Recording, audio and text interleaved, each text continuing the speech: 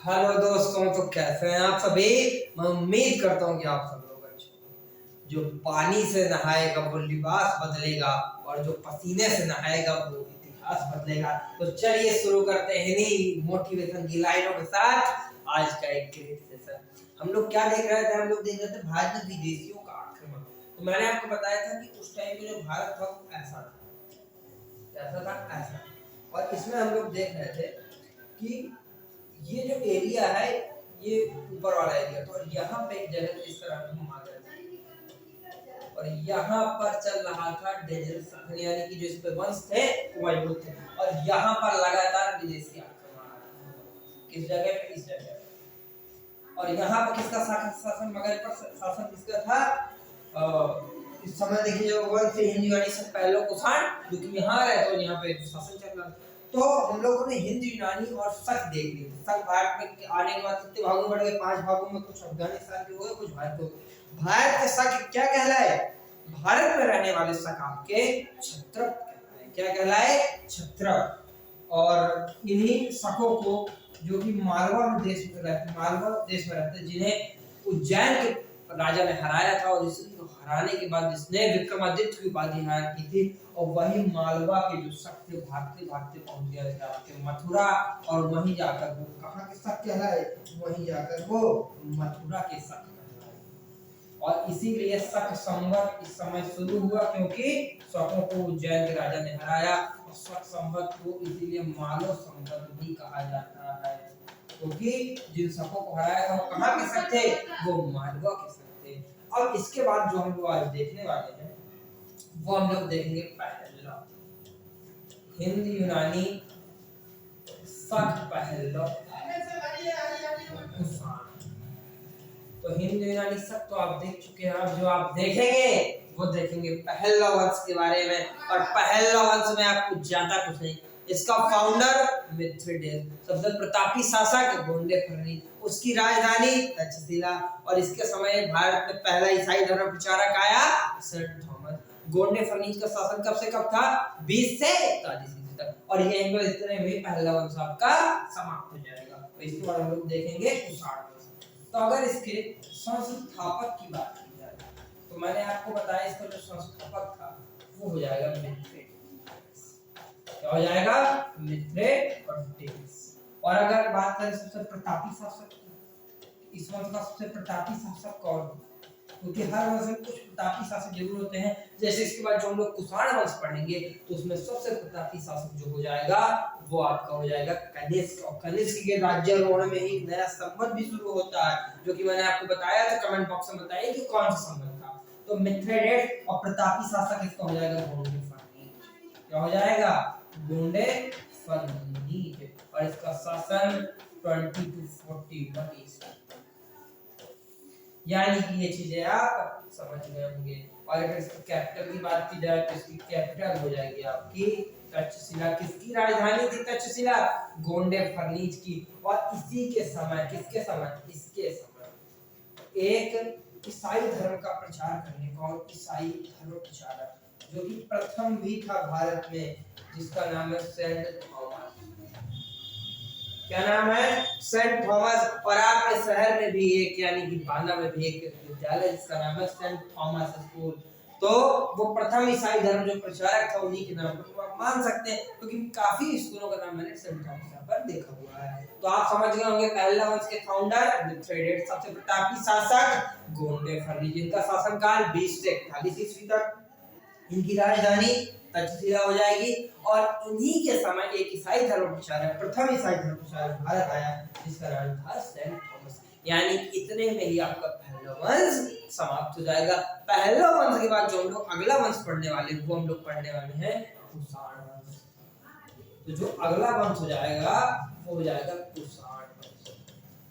अब कुषाण वंश की अगर स्थापना की बात की जाए तो कुजुर कड़फिसस ने को इस वंश का संस्थापक माना जाता है, और वास्तविक संस्थापक विम कड़फिसस को माना जाता है। किसे माना जाता है? विम कड़फिसस को। अगर कुषाणों की बात की जाए तो चीन की सीमा पर 5 कबीले थे, उन्हीं में से एक कबीले के लोग भारत आए जो यहाँ पर आके क्या कहलाए?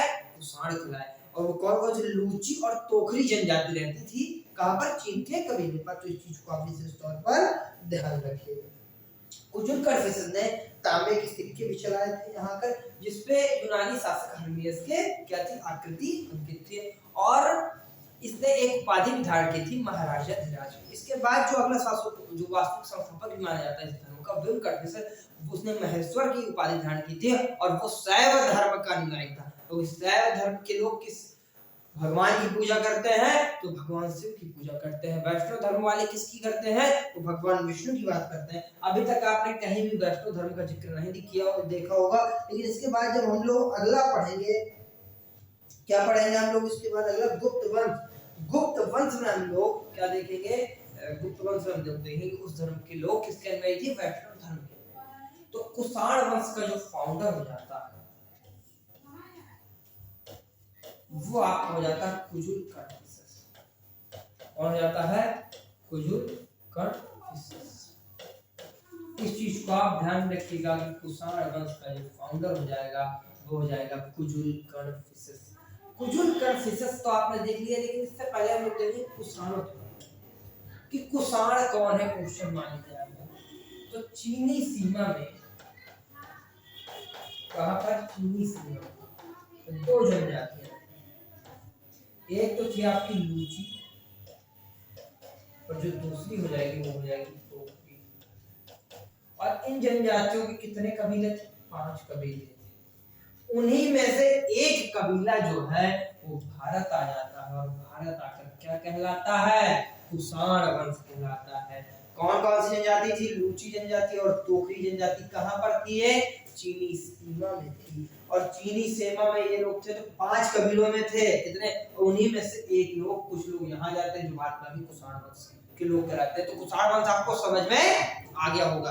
अब इसके बाद हम लोग समझेंगे, तो इसका जो फाउंडर हो जाएगा वो हो जाएगा कुजुल कर्फिस, और इसने महाराजा धिराज की बात, इसकी महाराजा धिराज, और ये जो उपाधि थी वो भारत की थी। इस चीज को आप ध्यान रखिएगा। इसके अलावा भी इस वंश के लोगों ने 2 उपाधियां और धारण की।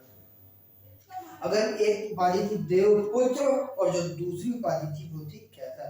देवपुत्र जो ने लिया था चीन से लिया था, और कैसर को लिया था इन्हें रोम से।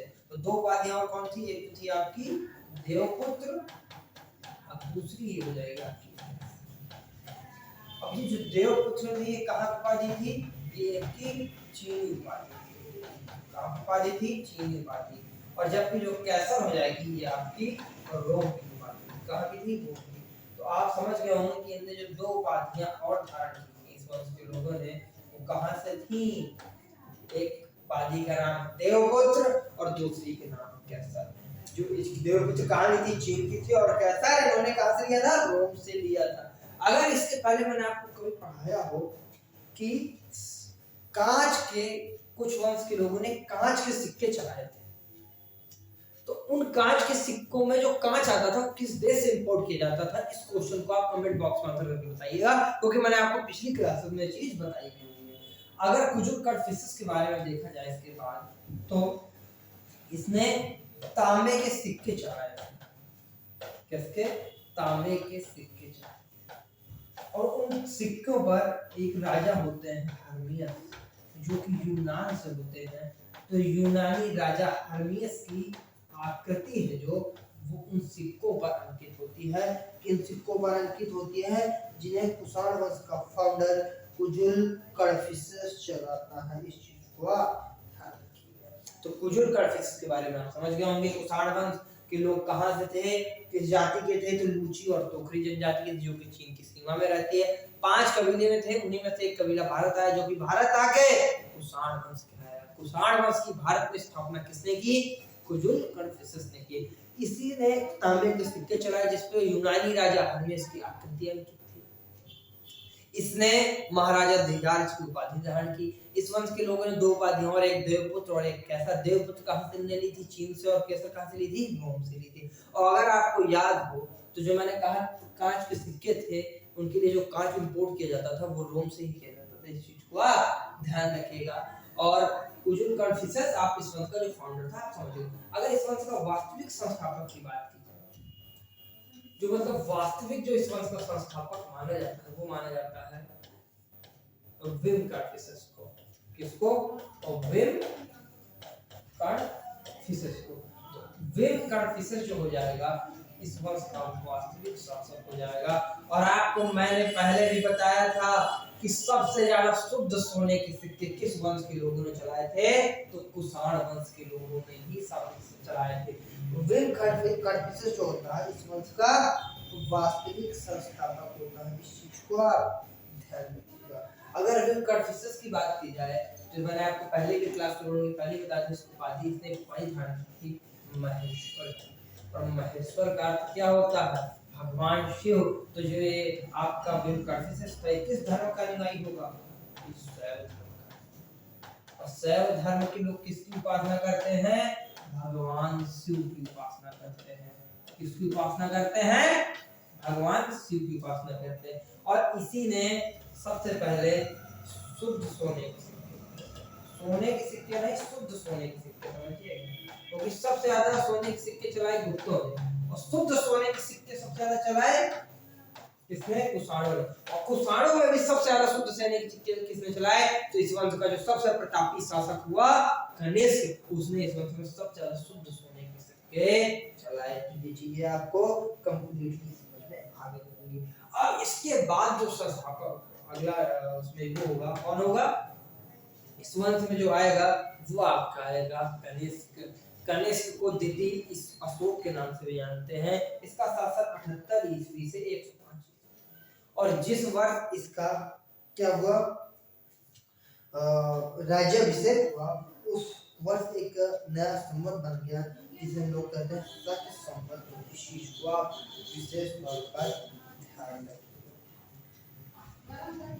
अगर आप बात करेंगे इसकी हम लोग कनिष्क, इस वंश का जो सबसे प्रतापी शासक होगा वो हो जाएगा कनिष्क। और इसको हम लोग द्वितीय अशोक के नाम से भी जानते हैं। अगर एग्जाम में क्वेश्चन आए कि द्वितीय अशोक के नाम से किस शासक को जाना जाता है, तो द्वितीय अशोक के नाम से आपके कनिष्क को जाना जाता है। इसका शासन काल जो था वो 78 ईस्वी से कितना था, 105। और जिस वर्ष इसने क्या किया, राज्य अभिषेक हुआ उसको, तो उस वर्ष एक नया संवत जारी हुआ। यानी कि जिस वर्ष इसका राज्यारोहण उसे हम लोग क्या कहते हैं, शक संवत कहते हैं। तो क्वेश्चन आता है कि शक संवत की शुरुआत क्यों हुई, क्योंकि कुषाण वंश के प्रतापी शासक कनिष्क का इस समय राज्यारोहण हुआ था।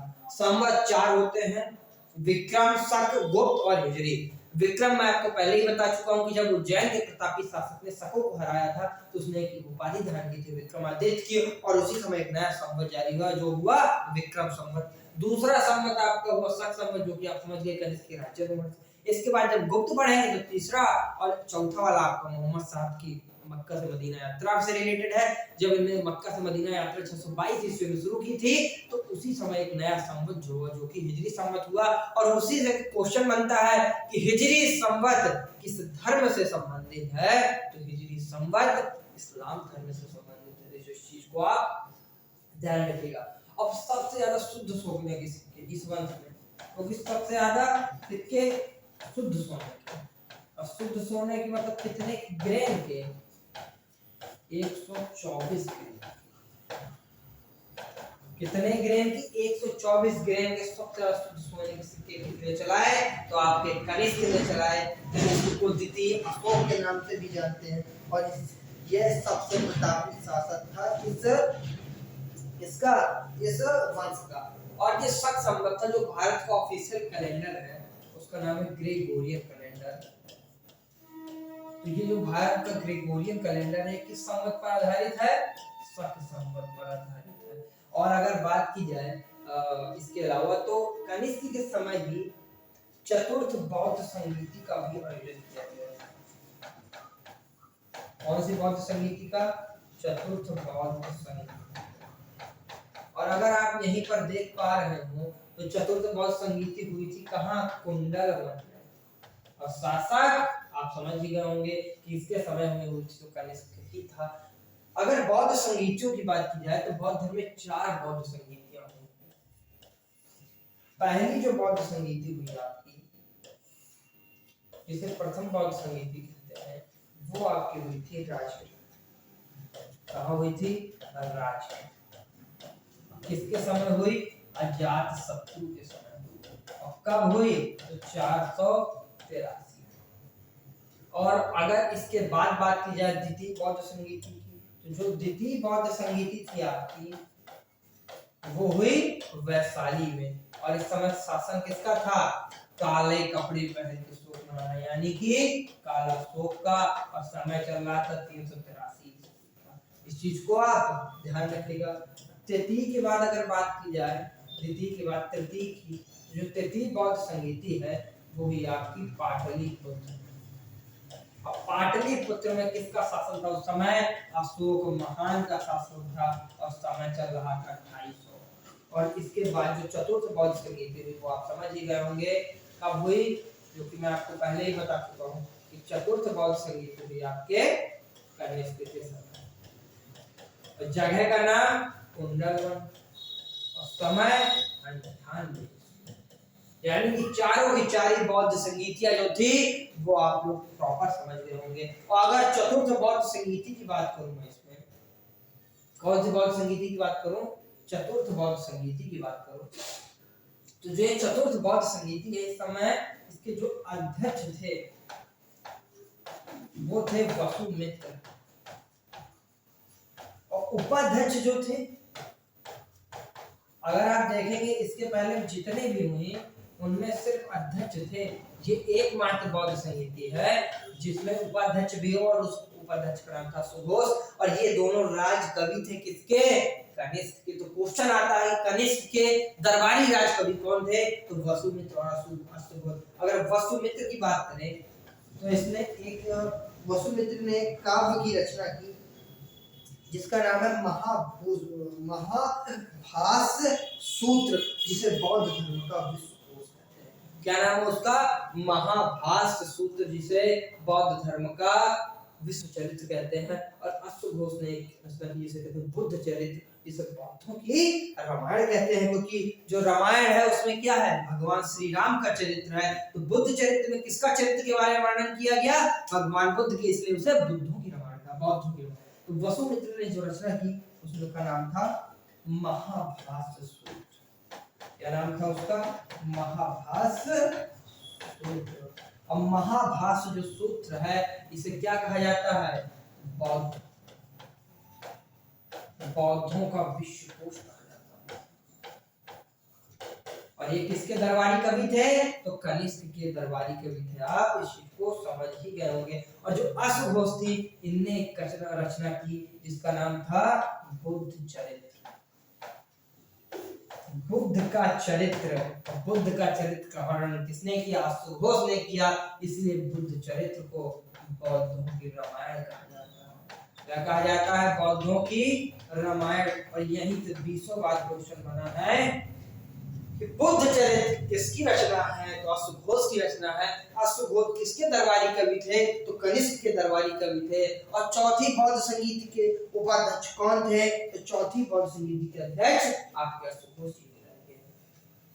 इनके समय एक बहुत ही फेमस चिकित्सक भी थे, इनका नाम था चरक। राजवैद्य। चरक की एक पुस्तक का नाम चरक संहिता। तो चरक जो थे राजवैद्य थे, वो किसके दरबार में राजवैद्य थे? तो ये किसके दरबार में राजवैद्य थे? कनिष्क के दरबार में राजवैद्य। और राजवैद्य तो थे लेकिन इन्होंने एक बुक भी लिखी, उस बुक का नाम क्या हुआ? चरक संहिता हुआ। और इसके बाद एक और विद्वान थे इनके यहाँ जिनका नाम था नागार्जुन, जिन्होंने सापेक्षता का सिद्धांत दिया, इसलिए इन्हें भारत का आइंस्टीन भी कहते हैं। किनको? नागार्जुन। नागार्जुन ने क्या दिया? इनने सापेक्षता का सिद्धांत दिया। किसका सिद्धांत दिया? सापेक्षता का सिद्धांत। और इसी कारण इन्हें भारत का आइंस्टीन भी कहा जाता है। किस कारण? सापेक्षता का सिद्धांत देने के कारण इन्हें भारत का आइंस्टीन कहा जाता है।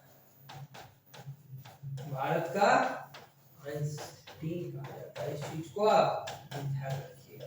तो भारत का आइंस्टीन किसे कहा जाएगा? नागार्जुन को कहा जाएगा। नागार्जुन किसके दरबार में राजकवि थे? तो नागार्जुन जो थे आपके किसके दरबार में राजकवि थे? कनिष्क के दरबार में राजकवि। अगर इसके बाद बात करूं तो जो रेशम के मार्ग थे, रेशम मार्गों पर नियंत्रण भाई किस वंश के लोगों का, किसका? रेशम मार्गों पर जो नियंत्रण था वो किसका था? कुषाणों का।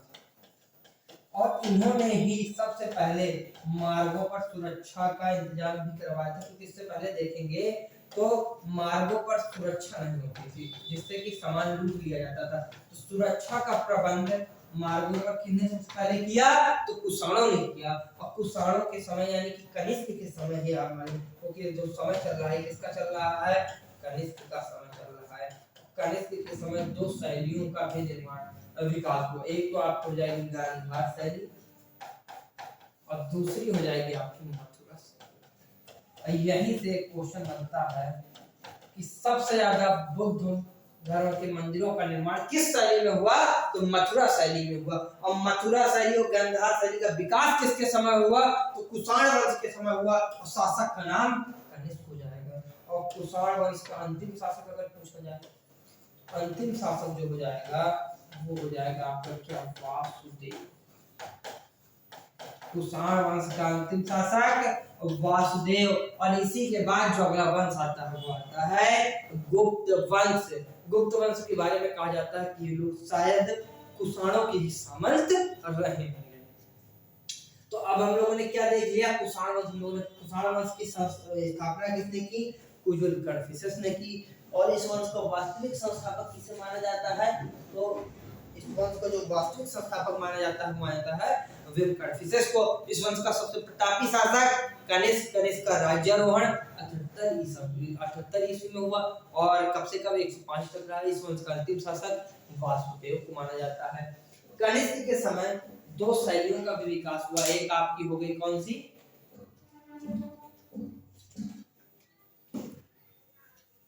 एक हो गई आपकी गांधार शैली और दूसरी आपकी हो गई मथुरा शैली।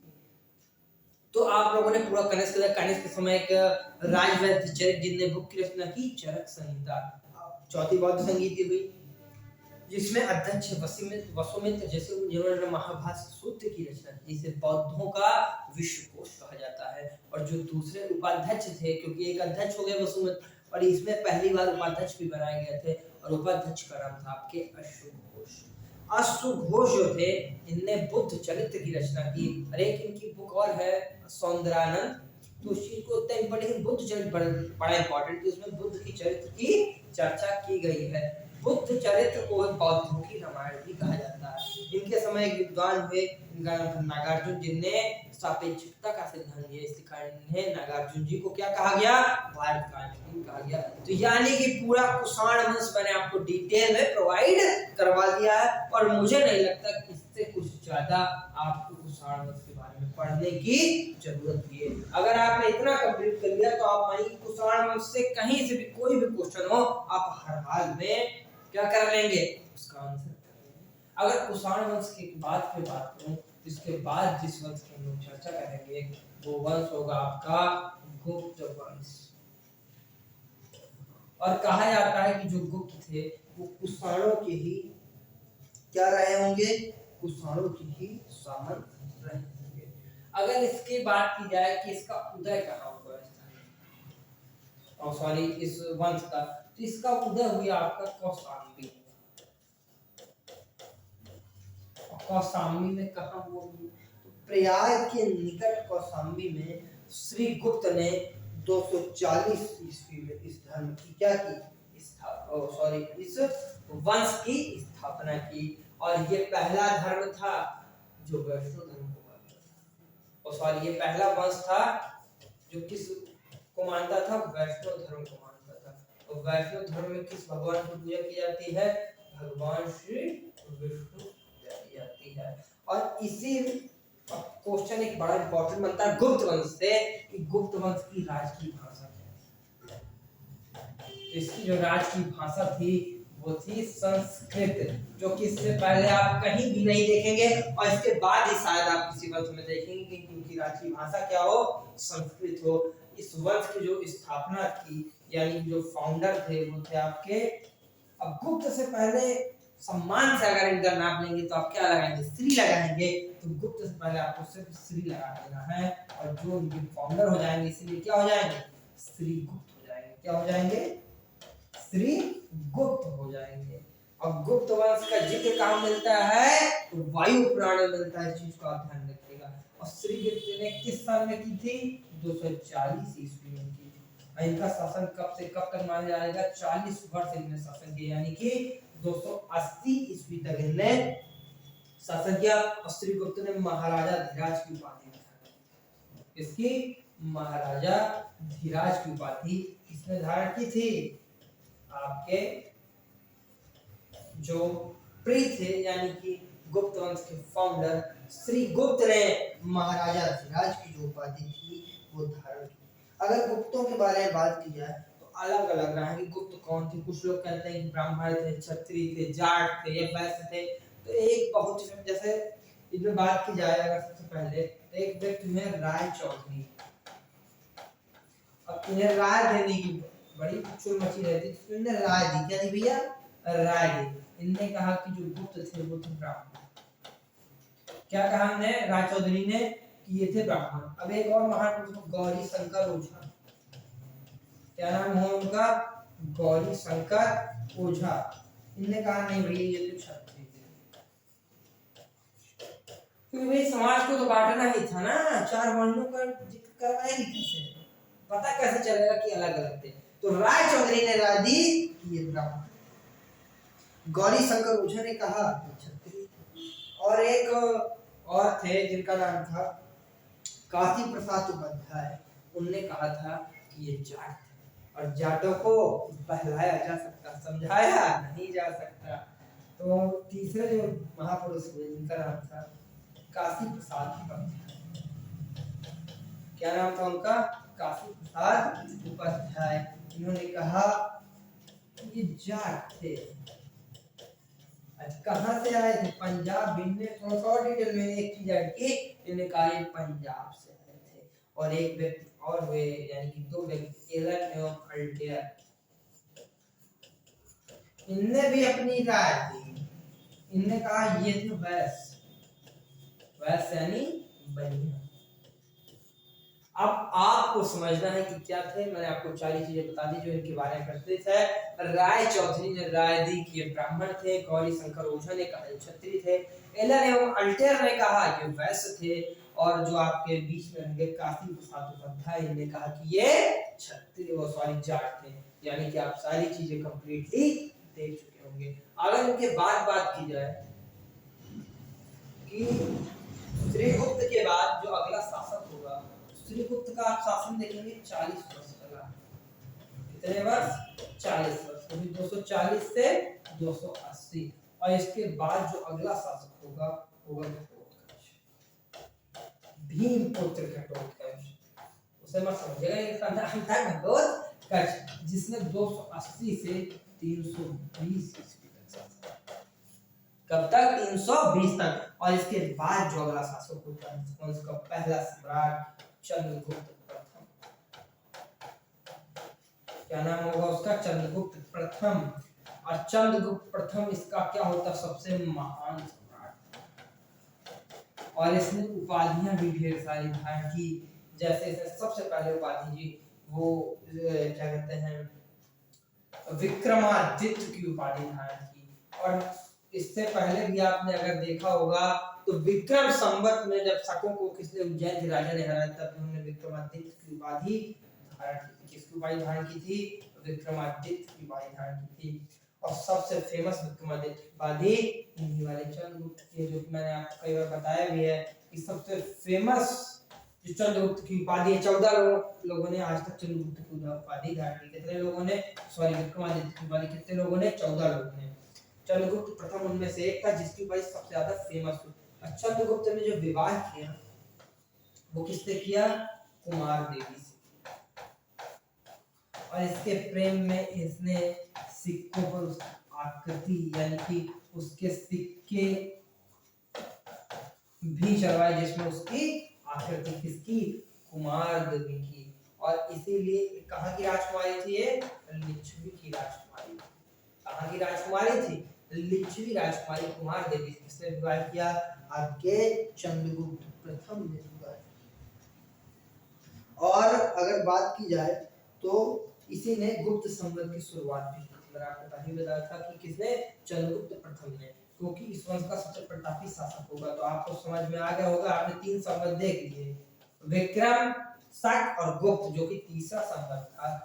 किसने शुरुआत किया था, चंद्रगुप्त प्रथम ने इसकी शुरुआत की थी। किस संवत की, गुप्त संवत की। अब चंद्रगुप्त प्रथम के बाद जो शासक होगा वो इस वंश का सबसे महान फेमस शासक होगा, समुद्रगुप्त। कौन होगा, समुद्रगुप्त।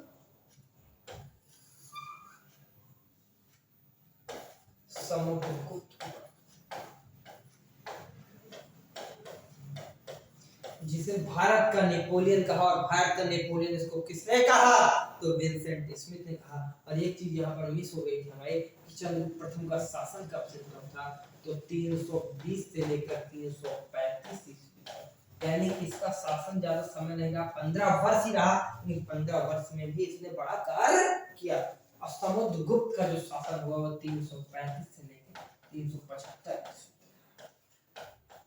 और इसकी उपाधियों की बात की जाए तो इसकी उपाधियां, ये सबसे पहली उपाधि इसकी हो जाएगी विक्रमांक हो जाएगा, लिच्छवी दौहित्र भी इसको कहते हैं। क्या कहते हैं, लिच्छवी दौहित्र भी इसको कहा जाता है। अश्वमेध कर्ता भी कहा जाता है। क्या कहा जाता है, अश्वमेध कर्ता भी कहा जाता है। तो ये जो ढेर सारी उपाधियां हैं वो किसकी थी, समुद्रगुप्त की थी। और समुद्रगुप्त को भारत का नेपोलियन कहा जाता है। इसको क्या कहा जाता है, भारत का नेपोलियन। और भारत का नेपोलियन शब्द इसके लिए सबसे पहले किसने यूज किया, उन महाशय का नाम था विंसेंट स्मिथ। विंसेंट स्मिथ ने सबसे पहले कहा कि भारत का नेपोलियन कौन है, समुद्रगुप्त है। समुद्रगुप्त का शासन 335 ईस्वी से 375 ईस्वी तक माना जाता है। और इसको भारत का नेपोलियन किसने कहा, विंसेंट ने कहा। और इसको क्या कहा जाता है, इसको संगीत प्रेमी भी कहा गया। किसको, समुद्रगुप्त। और उसका रीजन क्या था कि इसको संगीत प्रेमी कहा गया, तो इसको संगीत प्रेमी कहने का एक रीजन था कि सिक्कों पर वीणा बजाते हुए इसकी आकृति दिखी है। संगीत प्रेमी कहने का है कि सिक्कों, उस टाइम में जो सिक्के थे तो वीणा बजाते हुए इसकी आकृति किस पे, और वीणा बजाते हुए इसकी आकृति यानी समुद्रगुप्त की आकृति सिक्कों पर मिली है। इस कारण समुद्रगुप्त को इतिहासकारों ने संगीत प्रेमी भी कहा है। और ये इसको, समुद्रगुप्त को एक क्वेश्चन आपके मन में आएगा कि भारत का नेपोलियन क्यों कहा। तो अगर मैं यहाँ पर आपको थोड़ा सा ऊपर बताता हूँ, भारत जो उस समय का समय था वो कैसा था, ऐसा था। आपको मैंने कई बार बताया था कि यही था। और जो ये यहाँ का एरिया था, यानी कि यहाँ का एरिया जो था, यहाँ पर लगातार आक्रमण चल रहा है। अब आप बात करें, ये आपको हो गया उत्तराखंड, आर्यवर्त, और ये वाला जगह हो गया आपका दक्षिण। क्या हो गया, जो क्या कहा गया, आर्यवर्त, क्योंकि यहाँ पर आर्यों का निवास स्थान था। और ये हो गया दक्षिण। तो इसने 5 चरणों में एक विजय अभियान शुरू किया है। कितने चरणों में, 5 चरणों में एक अभियान शुरू किया। और उस अभियान को 5 चरणों में से कंप्लीट किया, यानी कि उसे के कारण ही इसको क्या कहा गया, भारत का नेपोलियन कहा गया। तो इसने आर्यावर्त के 9 शासकों को, कितने शासकों को, 9 शासकों को, और दक्षिणावर्त के 12 शासकों को, कितने शासकों को, 12 शासकों को क्या किया, पराजित किया। और ये चीज आप समझ गए होंगे अब इसको भारत का नेपोलियन क्यों कहा गया। तो इसने आर्यावर्त के 9 शासकों को और दक्षिणावर्त के 12 शासकों को पराजित किया। इसने ये अभियान 5 चरणों में कंप्लीट किया। अब इसके बारे में पता कैसे चलता है कि इसने आर्यावर्त के 9 और दक्षिणावर्त के 12 शासकों को हराया। तो एक लेख है जिसका नाम है प्रयाग प्रशस्ति। क्या नाम है, प्रयाग प्रशस्ति। तो प्रयाग प्रशस्ति से हमें जानकारी मिलती है कि समुद्रगुप्त ने आर्यावर्त के 9 और दक्षिणावर्त के 12 शासकों को पराजित किया। और प्रयाग प्रशस्ति के लेखक कौन है, करीब कवि का नाम हरि सेन। और शैली कौन सी थी, चंपू शैली। ये शैली गद्य एवं पद्य दोनों भाषाओं में, इस चीज को आप ध्यान रखिएगा। हरि सेन ने प्रयाग प्रशस्ति की रचना की। प्रयाग प्रशस्ति में इस चीज का जिक्र है कि समुद्रगुप्त ने आर्यावर्त के 9 और दक्षिणावर्त के 12 शासकों को पराजित किया। ये आप इस चीज को समझ गए होंगे। इसी के समय श्रीलंका के एक शासक थे मेघवर्मन। कौन सा श्रीलंका, जहां का रावण था। रावण वाली श्रीलंका का एक शासक था मेघवर्मन, जिसने क्या किया था, यहाँ पर बौद्ध स्तूप बनाने की इजाजत मांगी थी। किसने किससे मांगी थी? समुद्रगुप्त। क्वेश्चन आता है कि श्रीलंका के किस शासक ने भारत में बौद्ध स्तूप बनाने का परमिशन लिया था? किससे लिया था भैया? तो लिया था समुद्रगुप्त से। यानी कि श्रीलंका के शासक मेघवर्मन ने बौद्ध स्तूप बनाने की अनुमति ली थी समुद्रगुप्त से। तो आप समुद्रगुप्त को पूरा समझ गए होंगे कि इसको नेपोलियन क्यों कहा जाता है। और जो आगे की डेट है, समुद्रगुप्त के दो बेटे हुए, एक हुए रामगुप्त, यहाँ पर मैं वापस चले गए, इसका शासन काल आपको पहले ही बता चुका हूं, 335 से 375 वंश के ज्यादातर शासकों ने 40-40 वर्ष ही शासन किया, कुछ को अगर छोड़ दिया जाए तो एक इसका पुत्र हुआ रामगुप्त और एक पुत्र हुआ चंद्रगुप्त द्वितीय। कौन हुआ? चंद्रगुप्त द्वितीय। चंद्रगुप्त प्रथम ने क्या किया था? हमारे पढ़ने के लिए काफी चीजें बनाई, जैसे गुप्त संवत शुरू किया है, तो इसी तरह ये भी कुछ ना कुछ करेगा। कौन? समुद्रगुप्त का बेटा चंद्रगुप्त द्वितीय। अब रामगुप्त की बात की तो ये 375 में गद्दी पर बैठा, 380 में इसकी हो गई मृत्यु। क्या हो गई? 380 में मृत्यु हो गई। 380 में चंद्रगुप्त शासक बना और इसने फिर 412 ईस्वी तक शासन किया। किसने शासन किया? चंद्रगुप्त ने। अब अगर बात करें रामगुप्त की प्रियतमा यानी कि पत्नी का नाम, तो वो नाम था ध्रुव देवी। और जब रामगुप्त मर गए यानी कि उनकी मृत्यु हो गई, तो ध्रुव देवी का विवाह किसके साथ? चंद्रगुप्त के द्वितीय के साथ करवा दिया गया, यानी कि इनकी विधवा हो गया। किसके साथ करवा दिया गया? चंद्रगुप्त द्वितीय के साथ में, तो चंद्रगुप्त द्वितीय से करवा दिया। अब हम लोग चंद्रगुप्त के बारे में, द्वितीय के बारे में डिटेल से पढ़ेंगे। इसी के समय एक चीनी यात्री था जिसका नाम था फाह्यान, जो कि भारत आया हुआ। कौन? भारत आया। और इसी का यात्रा वृत्तांत किस नाम से जाना जाता है? सीयूकी नाम से जानता है। क्वेश्चन आता है सीयूकी किस विदेशी यात्री का यात्रा वृत्तांत है? तो फाह्यान का यात्रा वृत्तांत है। यानी कि जो 15 साल तक क्योंकि भारत में रहा, तो ये घूमता फिरता रहा, इसने पढ़ाई भी की थी भारत में यूनिवर्सिटी में, तो उस यात्रा वृत्तांत को उसने क्या नाम दिया? तो सीयूकी नाम दिया। और फाह्यान को यात्रियों का राजकुमार भी कहा जाता है। क्या कहा जाता है? यात्रियों का राजकुमार। इसके पहले किसी भी यात्री को यात्रियों का राजकुमार नहीं कहा जाता। और एक क्वेश्चन बनता है, प्रिंस ऑफ पिलग्रिम्स किसे कहते हैं? क्या क्वेश्चन बनता है? Prince of pilgrims. तो आपको ये चीज ध्यान रखना है कि यात्रियों का राजकुमार का ही इंग्लिश ट्रांसलेशन होता है, क्योंकि पिलग्रिम्स क्या होता है? पिलग्रिम हो गया यात्री, ऐसा लग गया तो यात्री हो गया, तो प्रिंस ऑफ पिलग्रिम्स लिखा हो या फिर यात्रियों का राजकुमार लिखा हो तो आपके फाह्यान को ही कहा जाता है। और फाह्यान 15 साल भारत में रुका। इसका यात्रा वृत्तांत, कौन सा वृत्तांत? यात्रा वृत्तांत का क्या नाम है? तो इसकी यात्रा वृत्तांत का नाम है सीयूकी। अगर बात की जाए आपके चंद्रगुप्त द्वितीय की, तो इसने विक्रमांक, देवगुप्त, देवश्री, परम भागवत और शक विजेता, क्योंकि इसने एक शक शासक था, उसको चंद्रगुप्त द्वितीय ने हराया, जिसका नाम था रूप सिंह थर्ड, जिसको हरा कर इसने क्या किया था? शक विजेता की उपाधि धारण की थी। किसने? आपके चंद्रगुप्त द्वितीय। किसने? चंद्रगुप्त द्वितीय। तो आइए हम लोग इसके बारे में थोड़ा सा देख लेते हैं कि लास्ट पॉइंट ही है इससे रिलेटेड चंद्रगुप्त द्वितीय से। तो इसमें शक शासक, अब क्या नाम है शासक का? और रुद्र सिंह थर्ड को पराजित किया और पराजित करके शक विजेता की उपाधि धारण की। तो उसकी उपाधि भी भैया देख लेते हैं, क्योंकि उपाधियां बड़ी इंपॉर्टेंट है गुप्त वंश के शासकों की। तो पहली उपाधि इसने धारण की शक विजेता की, मतलब इस समय की बात कर रहा हूँ। फिर विक्रमांक हो गया आपका, फिर देवश्री हो गया, क्या हो गया? देवश्री हो गया, देवगुप्त हो गया, परम भागवत हो गया। क्या हो गया? परम भागवत हो गया। और समुद्रगुप्त ने भी परम भागवत की उपाधि धारण की थी। तो इस चीज को आप ध्यान रखिएगा। और चंद्रगुप्त द्वितीय के बाद जो अगला शासक होगा वो होगा आपका कुमारगुप्त। क्या नाम होगा उसका? कुमारगुप्त। कुमारगुप्त ने ही बहुत इंपॉर्टेंट काम किए थे। किसने? कुमारगुप्त ने। इसने क्या किया था? नालंदा जो कि बिहार में है, इसकी नालंदा यूनिवर्सिटी जो कि बिहार में है, उसकी स्थापना किसने की थी? कुमारगुप्त ने की थी। किसकी स्थापना? नालंदा विश्वविद्यालय। नालंदा विश्वविद्यालय के संस्थापक हो जाएंगे कौन हो जाएंगे? जो कि बिहार में पढ़ती है, कौन हो जाएंगे? कुमारगुप्त हो जाएंगे। और कुमारगुप्त ने श्री महेंद्र, कौन कौन सी उपाधियां धारण की इसने? श्री महेंद्र और महेंद्रादित्य, दो उपाधियां इसने धारण की, श्री महेंद्र और महेंद्रादित्य। नालंदा विश्वविद्यालय की इसने क्या की? स्थापना की। और इसके दो अभिलेख बहुत फेमस, एक तो बिलसड़ का अभिलेख, एक और मंदसौर का। कौन कौन से?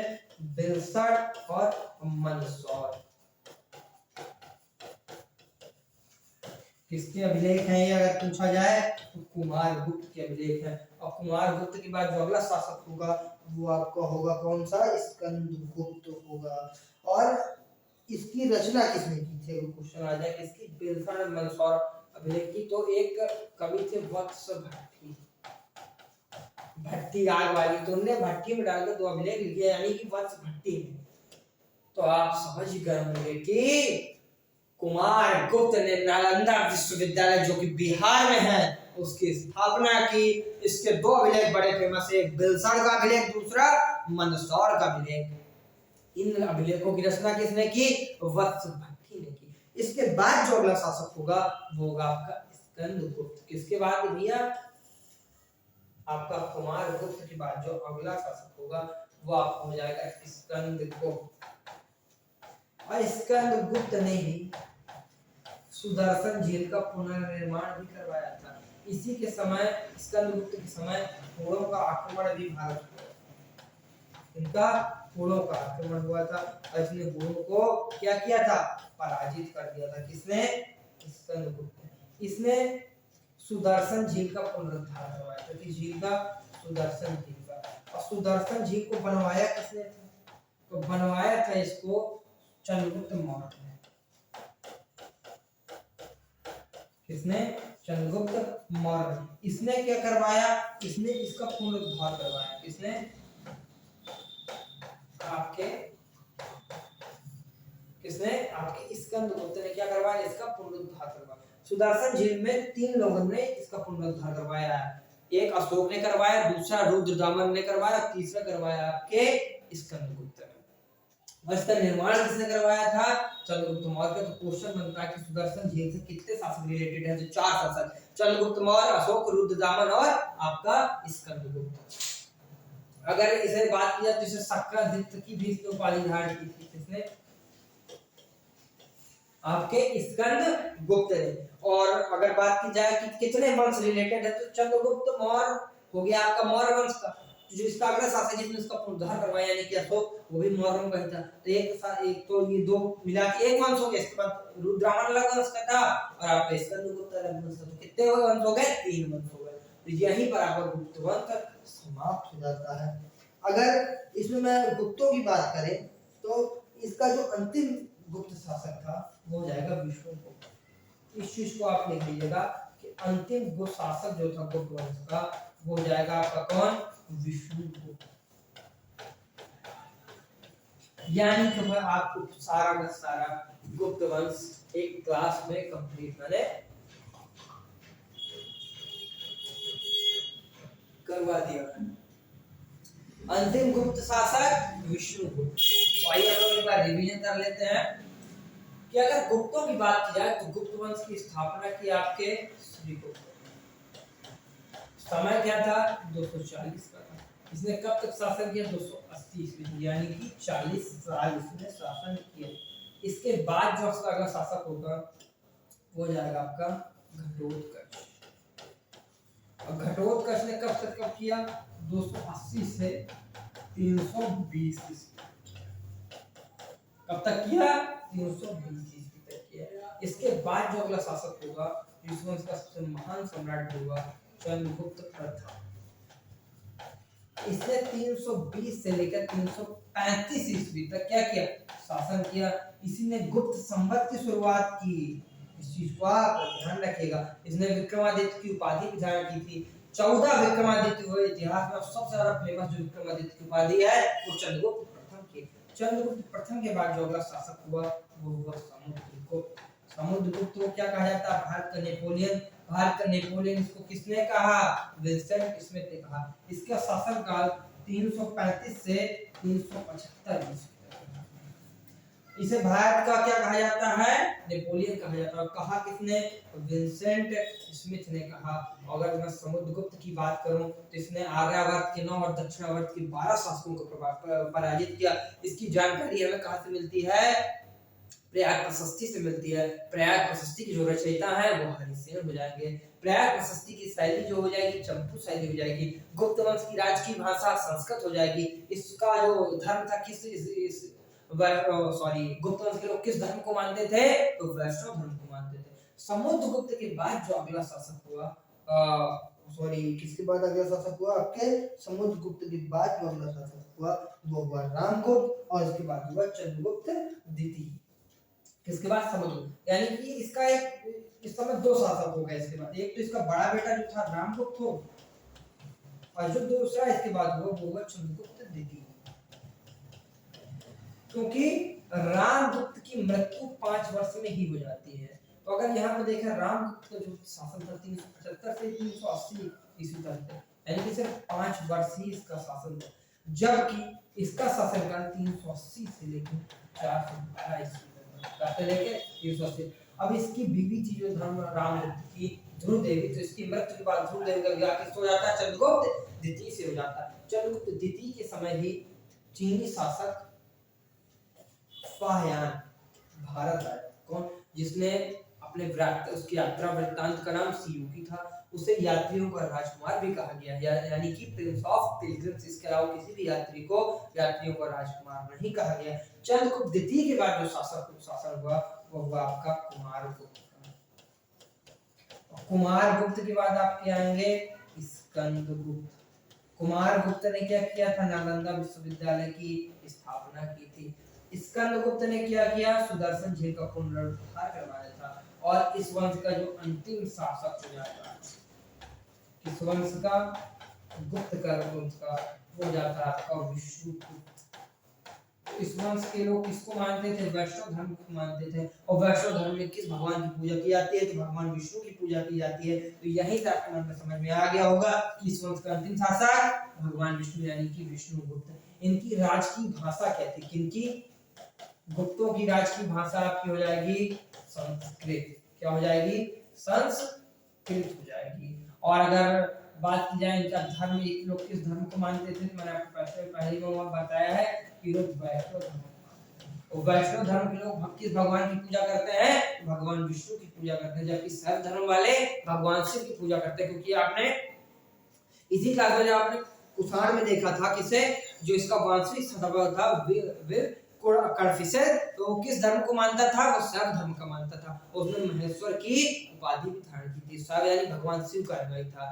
तो आपको आज की क्लास में उम्मीद करता हूं कि आपको सारी चीजें समझ में आई होंगी। Thank you so much class. आप लोग इसी कंसिस्टेंसी के साथ हमारे जुड़े रहिए और लगातार तैयारी करते रहिए। Thank you so much.